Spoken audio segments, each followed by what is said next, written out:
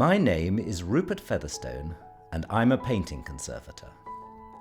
I'm also the director of the Hamilton-Kerr Institute in Cambridge, where we teach postgraduate students to become conservators and researchers, working with them on old master paintings and sculptures from museums and private collections all around the world. Watching us work, it may seem that what we do is fairly straightforward, but actually it's full of very complex and sometimes controversial issues. When a painting comes into the studio, we have to look at its condition and its past history, and work out what needs to be done to prolong its life, whilst honouring the artist's intentions as fully as possible. But the way that we do this isn't always obvious to start with. Sometimes we can see the problems immediately. For example, if there is a tear or paint loss, or if there are layers of brown old varnish which may need to be removed. But quite often, there is a lot of overpainting and alteration by later artists or restorers, perhaps covering old damage, and we need to decide not only how much to remove, but also how much to put back.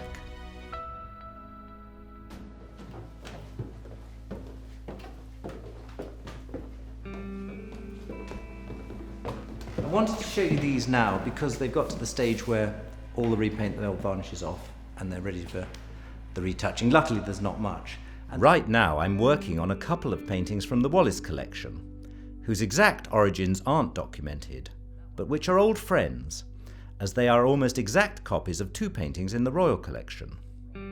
Those we know were painted by Canaletto for an English collector in Venice, Consul Joseph Smith, around 1730, and he then sold them to George III as part of a job lot of Venetian paintings some 30 years later. As we remove the old discoloured varnish and repaint, we have an unparalleled opportunity to examine these paintings in great depth, both visually and also using other techniques such as X-radiography, infrared and ultraviolet imaging, and paint sampling, to try to work out how they relate to the Royal Collection pictures. Looking at the way the brushwork in the sky comes out in the X-rays, you get this wonderfully sort of sketchy, liquid quality to the sky, which I think could be... This has revealed that they correspond extremely closely to the painting techniques and materials used by Canaletto, but that small details of execution suggest he didn't actually work on them himself, as we know he did on the ones owned by Consul Smith. Such questions of attribution can be illuminated by the technical examinations we do, but rarely is the scientific evidence definitive, and so provenance and judgments of style and quality also play a vital part in reaching conclusions about authorship. Copies like these, which we can be reasonably sure were made in Canaletto's studio and under his control, can also tell us a lot about the evolution in his style, the way he paints water, for example, and more generally can inform us about the tastes of the time and the art market for which these were produced. I can't find a grey layer. I mean, I've got some cross-sections I haven't looked at yet, so that it's possible there's something there, but the fact that they're also quite abraded, this one's not so bad, but you can see the red ground. The museum of which my institute is part, and with which we have the closest links, is the Fitzwilliam, Cambridge University's Museum of Art.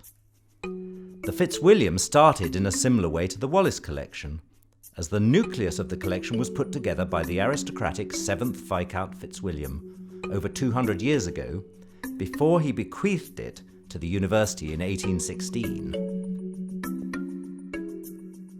This adoration by Sebastiano del Piombo was one of our biggest challenges. Dating from around 1512, it is one of the paintings which Viscount Fitzwilliam bought from the sale of the French Royal Collection after the Revolution, but it had been previously severely damaged by a radical but unsuccessful treatment in the middle of the 18th century. A French restorer endeavoured to remove the paint layers from the original wooden panel on which Sebastiano had painted it, and transfer them onto a canvas, presumably to correct some perceived faults, and in a misguided attempt to preserve it for the future. Sadly, the risky process that was used went wrong, and large areas of paint were lost or badly damaged. Most of the surface was then covered with many successive layers of repaint, a applied over the centuries in an attempt to hide the losses, but which resulted in it looking very unlike its original appearance. Our challenge, after working out how to clean the many layers of later paint off safely, was to decide how to reconstruct the missing areas in a way that allowed the viewer to appreciate Sebastiano's masterpiece again, but without introducing spurious or distracting features. Many years of research work went into the gradual process of reconstruction, which has been done in stable materials that can, if so desired, be easily removed again in the future. So this area here where we have that stump, which was not so clear in the scan, to be perfectly honest, and there's a bit of doubt about quite how those bits relate. And in the Spanish one, we didn't get much more clarity, which was unfortunate, because that area was one of the big problems. In the studio when I was a student, and Herbert Lang did a bit of a clean on it with rubbing the varnish off. Okay. And then thin the varnish. Exactly. And then at that time it was thought not a Rembrandt because the Rembrandt Research Project had looked into it. And then we had it back about 5 years ago, and we took some new X-rays and infrareds. And there were features about the X-ray and the infrared that were perfectly plausible to do with the reserves. And you can see there's a pentiment down the arm, and you know, it's not just a pastiche copy. The signature looked okay. They couldn't prove one way or the other. We couldn't see any evidence that it was definitely added later, but that's always you can never then prove it was added by Rembrandt himself. It's a good head. I think painting-wise, it's very beautiful. It's very beautifully done. Some people say it's a bit stiff, you know, the actual pose. And then there's the cochineal colour, that Blake colour is... So is that quite unusual? It's unusual to be so bright. I think it was often sort of knocked back a bit. He'd mix it with something else. So it is a very strong tone, but you know, that doesn't argue that it's not necessarily him. Yeah. One of the best examples of how conservation can fundamentally change our understanding of a painting is this 17th century beach scene by the Dutch artist Hendrik van Antonissen. When it came into our studios, it showed a straightforward view of the sands at Scheveningen, with groups of bystanders apparently staring out to sea.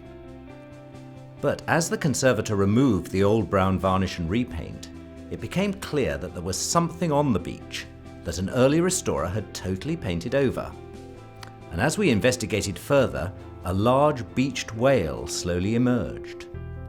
Now the whole composition made sense, as the many figures on the beach who seemed to be staring out into space had actually gathered to see this unusual sight.